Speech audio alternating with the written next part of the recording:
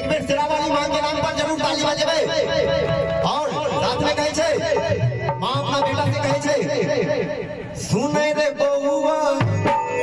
मंदिर में चले भूसा भरल छौकी खोपड़ी में सुनै रे बउआ मंदिर में चले सुनै रे बउआ मंदिर में चले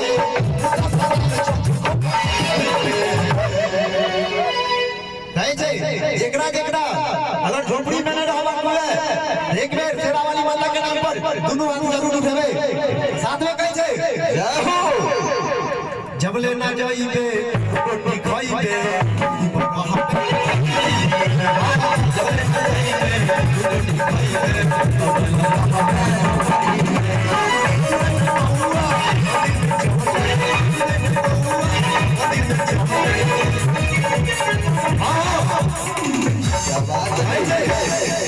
हाँ भूसा भरल छौकी खोपड़ी में दुना दुना के जब लेना जाइबे रोटी खाइबे जब लेना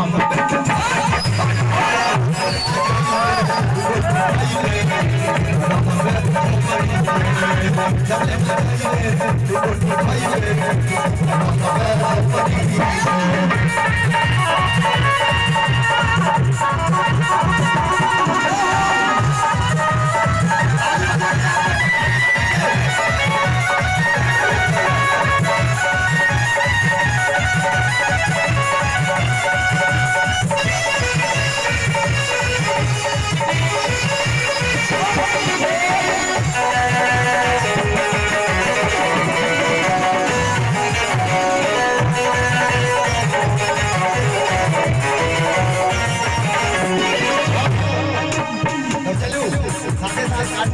बनावी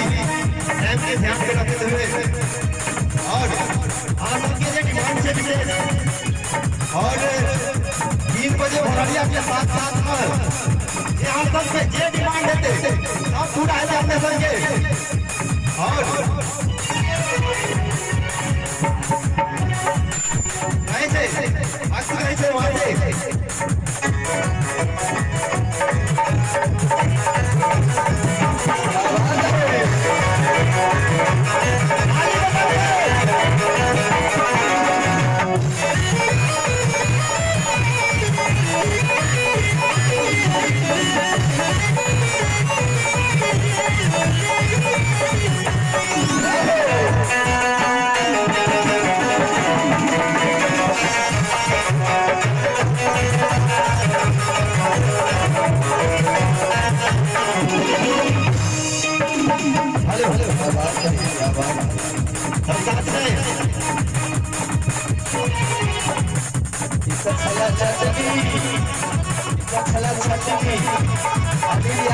अखन तो बहुत कुछ बाकी छे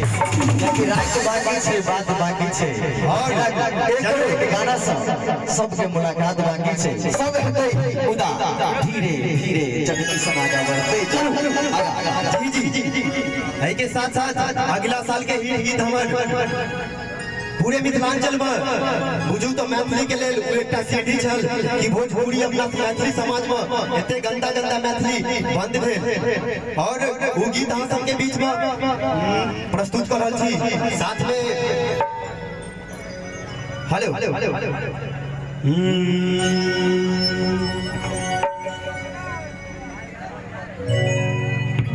गाय जी